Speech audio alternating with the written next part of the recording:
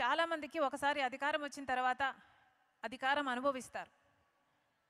అధికారం అనుభవించే క్రమంలో ఆ భోగాలలో ప్రజలకు దూరం అవుతారు. మొదట్లో రామకృష్ణ అన్న చెప్పినట్టు అధికారం లేనప్పుడు పాదయాత్రలు చేస్తారు, పోరాటాలు చేస్తారు. కానీ అధికారం వచ్చిన తర్వాత అవన్నీ మర్చిపోతారు. కానీ రాజశేఖర రెడ్డి గారు 5 సంవత్సరాలు ముఖ్యమంత్రి అయిన తర్వాత, సేవ చేసిన తర్వాత, అంత అద్భుతమైన పథకాల రూపకల్పన చేసి అద్భుతంగా అమలు చేసిన తర్వాత, గెలిచిన తర్వాత మళ్ళీ ప్రజల్లోకి పోవాలి అని ఉరుక్కుంటూ వెళ్ళి మనందరికీ దూరం అయ్యాడు రాజశేఖర రెడ్డి గారు. ఎంతమంది ఉంటారు అలాంటి నాయకులు? వెతికినా కనిపించరు, భూతద్దం పెట్టి వెతికినా కనిపించరు అలాంటి నాయకులు. ఇదే రాజశేఖర రెడ్డి గారితో, నాన్నతో నేను ఒకప్పుడు అన్న మాట, పా నువ్వు అనుకున్నంత మెజారిటీ రాలేదు కదా రెండోసారి గెలిచినప్పుడు. కారణం ఏమిటి? నువ్వు నీ ప్రజలను ఎంతగానో ప్రేమించావు, నిత్యం తప్పించావు, ఎన్నో పథకాలకు రూపకల్పన చేశావు. ఆ పథకాల గురించి మళ్ళీ ఇంటికి వచ్చి ప్రతిరోజు ఇది ఇది ఇది ఇది అని, ఇది ఇలా చేస్తున్నాం, ఇది ఇలా చేస్తున్నాం, ఈ పథకం ఇంతమందికి అందుతుంది, ఇంతమందికి లబ్ధి చేరుతుంది అని ఈ 5 సంవత్సరాలు అంత ఎగ్జైట్మెంట్తో ఇన్ని పథకాలు చేశావు, ఇంత ప్రేమించావు. కానీ ఏమైంది?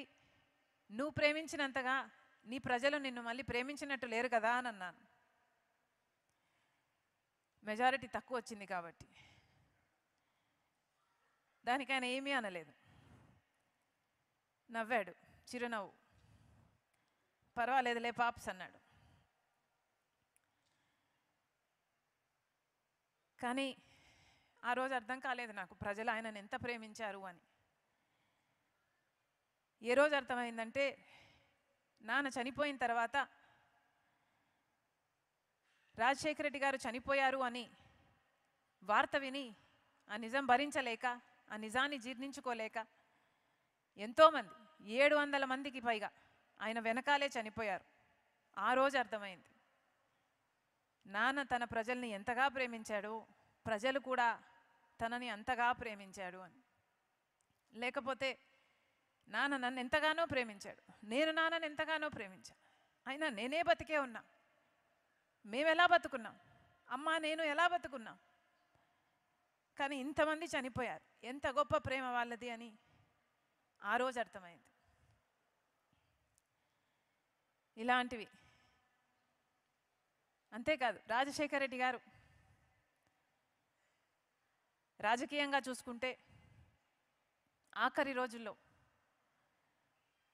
కాంగ్రెస్ పార్టీ అధికారంలో ఉండాలి, కాంగ్రెస్ పార్టీ అయితేనే ఈ దేశానికి మంచిది అని పూర్తిగా విశ్వసించి పనిచేసినవాడు.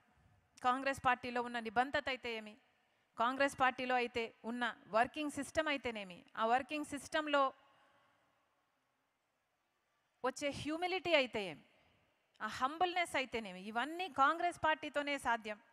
కాంగ్రెస్ పార్టీ అయితేనే ఇందిరమ్మ దగ్గర నుంచి, రాజీవ్ గాంధీ దగ్గర నుంచి ఎన్నో అద్భుతమైన పేదల కోసం, సంక్షేమం కోసం, అభివృద్ధి కోసం ఆలోచన చేసి దేశాన్ని పైకి తేగలదు అని